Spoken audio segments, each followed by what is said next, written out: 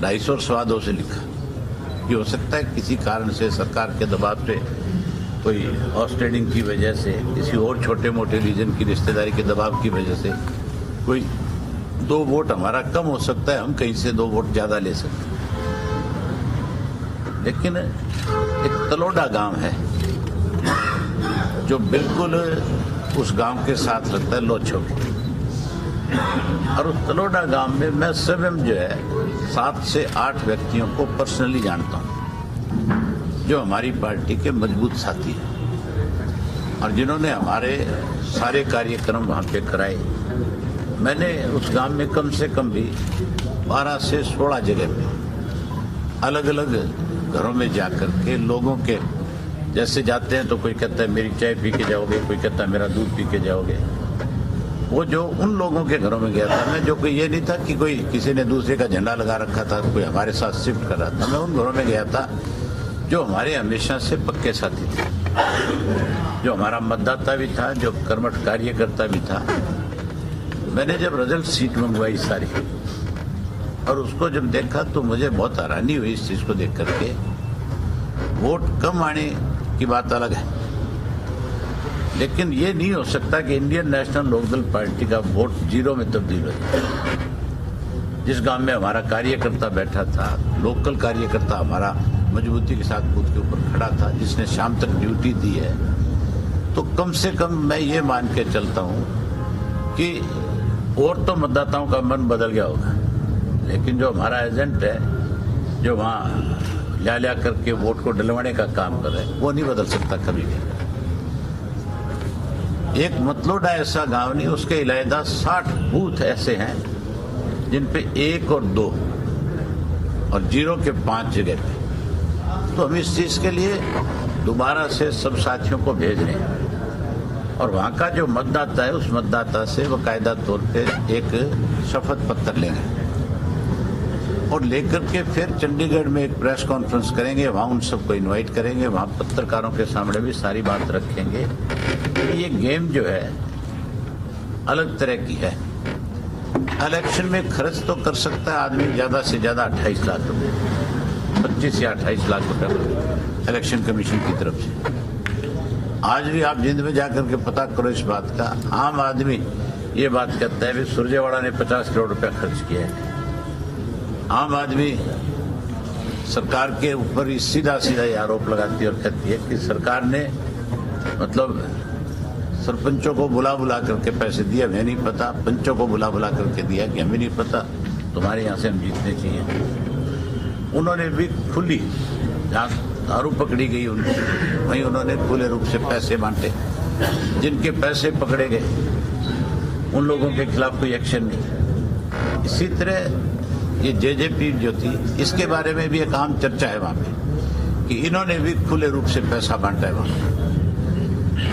इस चीज की हम 100% इंक्वायरी की इलेक्शन कमीशन से मांग करेंगे कि भाई आप ये पता लगाओ कि किस तरह से लोगों ने पैसे को पानी की तरह बहा करके वहां मतदाता को, जो जिसको आप ये कहते हो कि वो अपना वोट का डाल करके वो लोकतंत्र की मजबूती के लिए काम करता है, कैसे उसको इन्होंने बरगलाया। इन सब बातों की जहां हम इंक्वायरी की डिमांड करेंगे, वहां मैं ये नहीं कहता कि कोई हम इस बात से कहीं कोई कमजोर हुए कि हमें वोट क्यों नहीं मिला, कैसे नहीं मिला।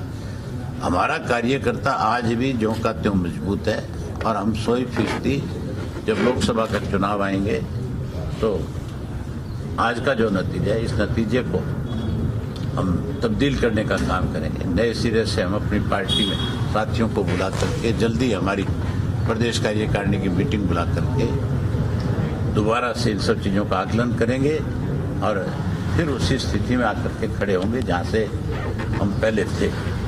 ये मान के चलो कि ये जो चुनाव है, इनका उपचुनाव जो है, इस उपचुनाव में कहा तो ये जा रहा था कि सेमीफाइनल होगा, लेकिन जिस ढंग से इस चुनाव को लड़ा है और जिस ढंग से मतदाताओं को प्रभावित किया गया, जिस ढंग से मतदाता का मान के चलो कि उसका वोट लेने का जो तरीका था, अगर उसकी इंक्वायरी हो तो फिर 100% ऐसे लोगों को हमेशा के लिए बैन कर देना चाहिए, ऐसी पार्टियों पर बैन लगा देना चाहिए जो केवल पैसे के बलबूते के ऊपर अपनी ताकत बढ़ाना चाहते हैं।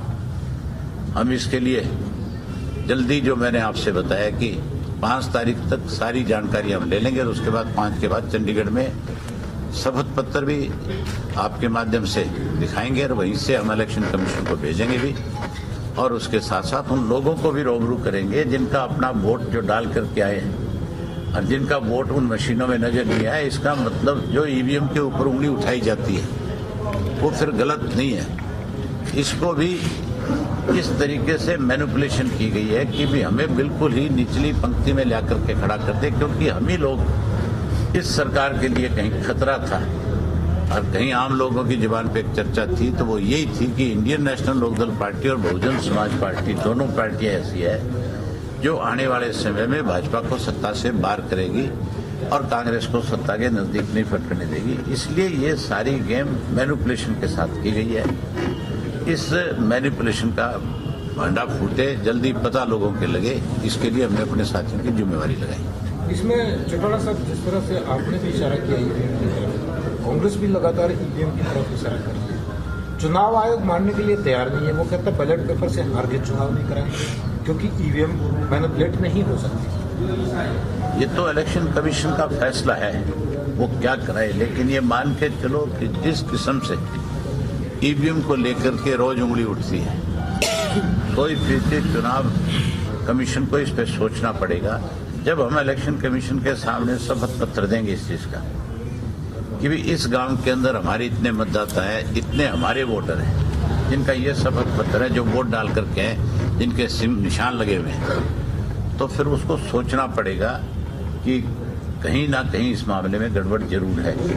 आप ये देखो, पहले ये टोटल काम जो है आपका एक गवर्नमेंट की एजेंसी थी, BHEL, क्या है वो कंपनी है, BHEL, उसके पास इसकी मेंटेनेंस थी सारी की सारी।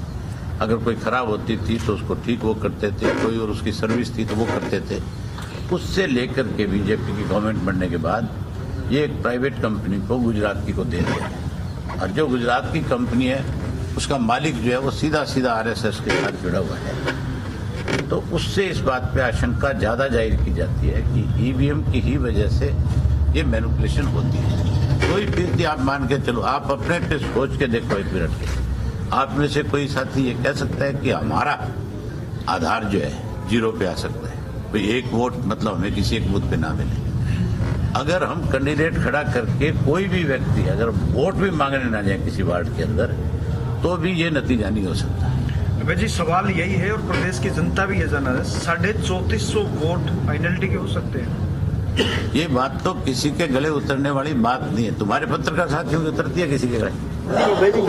तुम्हारे, एक मिनट, तुम्हारे में से कोई पत्रकार साथी ये कह सकता है? आप तो वहां गए थे, आप तो नजारा देख के आए थे सदन जाके, आप में से कोई साथी ये कह सकता है कि इंडियन नेशनल लोकदल पार्टी का वोट यहाँ सिमट जाएगा? कोई ये मैं मानता था कि इस इलेक्शन के नतीजे कुछ हो सकते हैं, लेकिन हमारा किसी भी व्यक्ति ने, चाहे वो पत्रकार था, चाहे कोई वहाँ का लोकल रहने वाला था, चाहे कोई बाहर से जाकर के इलेक्शन में देख रहा था, चाहे ये सट्टे बाजार वाले थे, सब ने हमारे वोटों का आकलन जो है 14,000 से लेकर के 15,000 से लेकर 20,000 तक के बीच का आकलन किया हुआ था कि इतना वोट आएगा।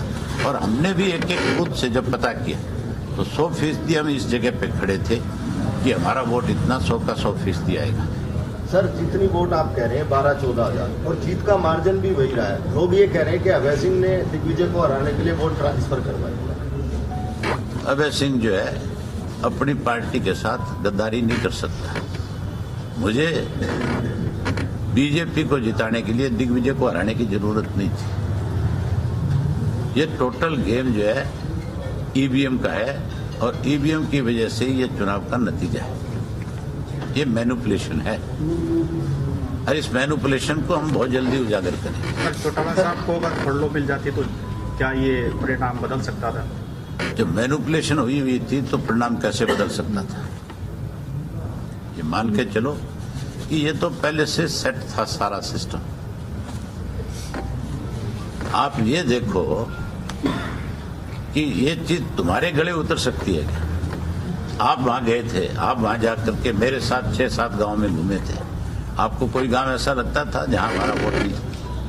सर, जो आप कह रहे हैं 12-14 हजार का सबका आकलन था आपकी वोटों का। आप 12-14 कह देते हो, हम कहते हैं भी 14 से, जो हमारी जो सोच थी, हम कहते हैं भी 14 से 20,000 के बीच कहीं भी हमारा वोट था। आप ये मान के चलो कि जिन लोगों के साथ बैठ करके मैं बातचीत करता था, जो मुझे अपने घर बुला करके चाय पिलाते थे, एक और ऐसा वार्ड है जिसमें हमारी पार्टी के एक ही परिवार के 50 मेंबर है, जो हमारी जिला परिषद इसके अपने नगर निगम की चेयरमैन रही थी, जिसको हम अपना कैंडिडेट बनाने के बारे में भी विचार कर रहे थे। वो खुद सारे बूथ के ऊपर अपना एक एक आदमी लगा करके काम कर रहे थे, जो हमें ये कह रहे थे कि हमारा 350 से ज्यादा वोट यहाँ आना चाहिए। वहां पे भी यही पोजीशन रही। तो ये मान के चलो टोटल मैनिपुलेशन की चीजें हैं। भूपेंद्र सिंह हुड्डा कहते हैं जो भी बाई इलेक्शन होता है वो रूलिंग पार्टी है वही जीतती है। तो रूलिंग पार्टी अगर बाई इलेक्शन जीतती है तो फिर हुड्डा की सरकार को बड़े 2 महीने हुए थे, इलाहाबाद का बाई इलेक्शन का क्यों हारा है? फिर हारे क्यों वहां पे? बाई इलेक्शन जो है कोई सरकार का नहीं होता। ये बाई इलेक्शन तो सरकार का किसी कीमत पे हो ही नहीं सकता था, क्योंकि अब तो सरकार का जाने का वक्त आया हुआ था। आम लोगों की जबान से बीजेपी उतरी हुई है और इसी वजह से इस चुनाव के अंदर स्पष्ट था कि भाजपा जीत नहीं पाएगी। इसीलिए तो उन्होंने मिड्डा को खड़ा किया लेकर। नहीं, भारतीय जनता पार्टी तो किसी और अपने जो साथी उनके थे, चाहे वो बरवाड़ा था, चाहे टेकराम था, चाहे कोई औरों को कह रखा था, मांगीराम गुप्ता थे, इन सब के तो चक्कर काटे थे उन्होंने। जब उनको यह स्पष्ट नजर आ गया कि चुनाव नहीं जीत सकोगे, तब जाकर के उन्होंने मिड्डा के बेटे को इसलिए मैदान में उतारा कि कुछ सहानुभूति का वोट मिल जाएगा। तो क्या पार्टी में टूट हुई, उसका कोई नुकसान नहीं? कोई नुकसान नहीं है। हमारा कार्यकर्ता जो कहते हैं, नुकसान किस चीज का? ये टोटल मैनिपुलेशन है। सर, जेजेपी ने तो हार के बाद भी लड्डू बांटे, वो ये कह रहे हैं कि हम तो जीत गए। तो इसका मतलब दिवालिया से ज्यादा पिट ही नहीं सकता किसी आदमी का। कोई हार के लड्डू बांटता है क्या? है? सरकार ये कहती है कि जो इसका मतलब तो ये है कि जिन लोगों ने आप कह रहे हो कि लड्डू बांटे, फिर आप उनकी सोच का अंदाजा लगा सकते हो कि उन लोगों की क्या सोच थी। जो हम कह रहे थे उस बात में फिर कहीं फर्क नजर नहीं आ रहा। हमने ये कहा था कि ये जो हमारे से अलग हुए हैं, ये कहीं ना कहीं बीजेपी और कांग्रेस के हाथों में खेल रहे हैं, और ये हमारे से अलग इसलिए हुए हैं कि जो हमारी ताकत बढ़ रही थी, जो हम सत्ता की तरफ जा रहे थे, ये उनको सत्ता में बाहर करने की बजाय हमें रोकने में लगे हुए थे, इसलिए लड्डू बांटे उन्होंने। सही साथ का अलायंस पे कोई फर्क पड़ेगा? कोई फर्क नहीं पड़ेगा। हमारा अलायंस जो कहते हो रहेगा, और ज्यादा मजबूती के साथ अब हम पार्लियामेंट के चुनाव तक लोगों के बीच में जाएंगे। फरवरी में प्रस्तावित रैली, उस रैली को चौटाला साहब 1-2 दिन में आ जाएंगे, उसके बाद उनसे बैठ करके तय करेंगे। रैली 100% करेंगे, बहुत बड़ी रैली करेंगे।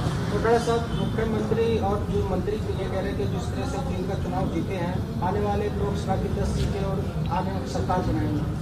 आप मुझे ये बताओ, कोई ये कहता है भी हम जीतेंगे नहीं? जब कोई पहले हार स्वीकार कर ले फिर तो सारी चीज खत्म होगी। फिर इलेक्शन में जाए या अगला जाए, किस लिए इलेक्शन?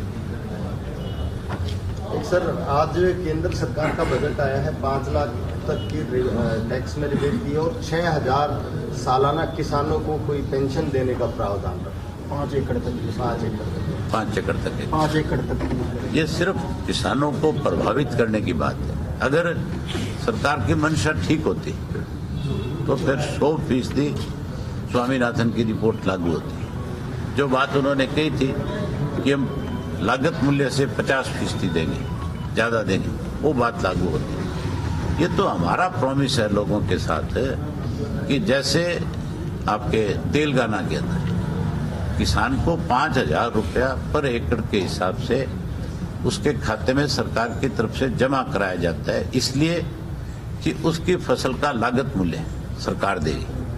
और हमने भी ये तय किया है कि हम भी अपनी सरकार बनने के बाद किसान को उसकी फसल का लागत मूल्य जो है 5,000 रुपया जो है उसको एडवांस में उसके खाते में जमा कराएंगे, ताकि उसको अपनी फसल की बुआई में, बिजाई में कोई दिक्कत ना आए। ये बात तो हमने पहले से, तेलंगाना ने सबसे पहले इसकी शुरुआत करी है। उसके बाद अगर इस चीज को किसी ने अनाउंस किया तो वो इंडियन नेशनल लोकदल पार्टी और बहुजन समाज पार्टी ने किया। अब तो हमारी जो बातें कही गई थी उसके ऊपर बहुत से लोगों ने रट्टा लगाया हुआ है। हमने कहा था भी हम किसान का कर्जा माफ करेंगे, हमने 5 लाख रुपए कन्यादान की बात करी, हमने 3,000 रुपया बुढ़ापा पेंशन की बात करी, रोज 100 रुपया देने की बात की, हमने 5 लाख रुपया गरीब की बेटी की शादी के लिए कन्यादान के रूप में देने के लिए कहा, हमने हर घर से एक बच्चे को रोजगार और नौकरी की बात कही, हमने ये भी कहा कि हम 15,000 रुपया बेरोजगारी भत्ता देंगे। आज आप किसी भी राजनीतिक दल से बात करके देख लो, सब लोग जो बात हमने कही है आज उसी को दोहरा रहे हैं, आज वही बातें सबके सब कह रहे हैं, चाहे वो कोई भी पार्टी है। अब तो बीजेपी ने जो बात आपने कही है भी 5,000 रुपया किसान को वो साल का देने की बात करती है, 6,000 करे 5,000 तक चलो जितना भी है, लेकिन हम जो 5,000 रुपया देंगे वो एक फसल का देंगे, दूसरी फसल पे फिर किसान को, क्योंकि किसान की जो लागत है वो उसको हर हालत में मिलनी चाहिए। जो ये बजट आया है उसको किस नजरिए से 69 इकाई का गठन कब तक किया जाएगा? इसी महीने में कर देंगे, जो नेक्स्ट फरवरी का महीना है इसमें हम अपनी स्टूडेंट विंग का जो है वो कर देंगे। हमने अप्लाई कर रखा है हरियाणा स्टूडेंट ऑर्गेनाइजेशन के INLD स्टूडेंट ऑर्गेनाइजेशन के नाम से हमारी एप्लीकेशन ऑलरेडी रजिस्ट्रार के पास गई हुई है। जैसे वहां से होकर के आएगी हम उसके साथ के साथ उसकी घोषणा कर देंगे। सर पहले तो मुख्यमंत्री कह रहे थे चुनाव समय पे होंगे विधानसभा के, उनको आज उनका बयान आया है कि जीन का परिणाम आने के बाद 200 बार विधानसभा के चुनाव 7 हो सकते हैं, क्या प्रभाव रहेगा? कराओ, हम तो तैयार बैठे हैं। हमारा कार्यकर्ता बैरक में नहीं जाता, हमारा कार्यकर्ता कभी मायूस नहीं होता, हमारा कार्यकर्ता हमेशा और ज्यादा मजबूती के साथ आगे बढ़ता है और मजबूती के साथ आगे बढ़ के परिणाम बदलने की ताकत रखता है। लोकसभा चुनाव पे कोई असर पड़ेगा जीन चुनाव पे? कोई असर नहीं पड़ना। जिन चुनाव का जब मैनिपुलेशन करके चुनाव कराया गया उस चीज का लोगों पे क्या असर होगा? इससे तो बल्कि जो मैनिपुलेशन इन्होंने की है, जब ये सारी चीजें सामने आएगी तो इनकी और ज्यादा बदनामी होगी।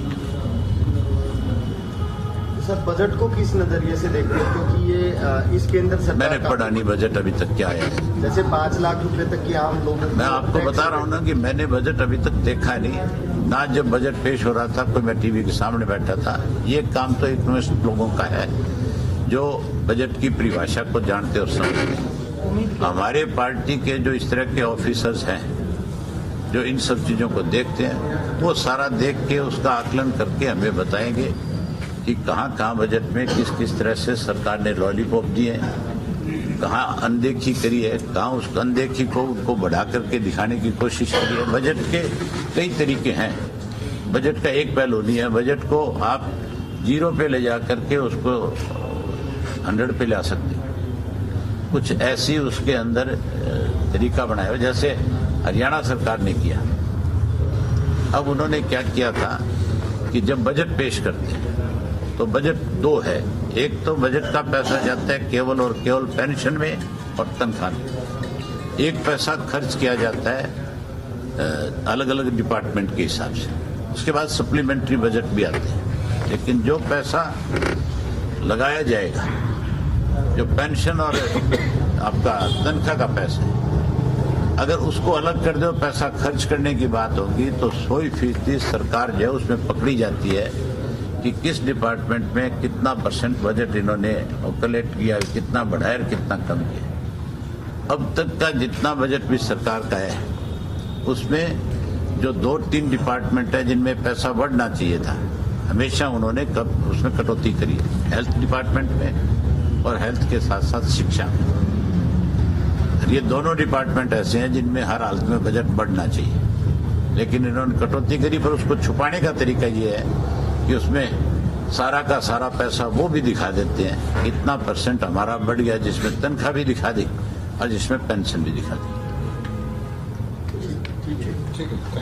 Thank you. बजट तो रोहतक में मेरे ख्याल 2-4-5 लोगों के समझ में आता होगा। तो बहुत मुश्किल काम है। आंकड़ेबाजी है।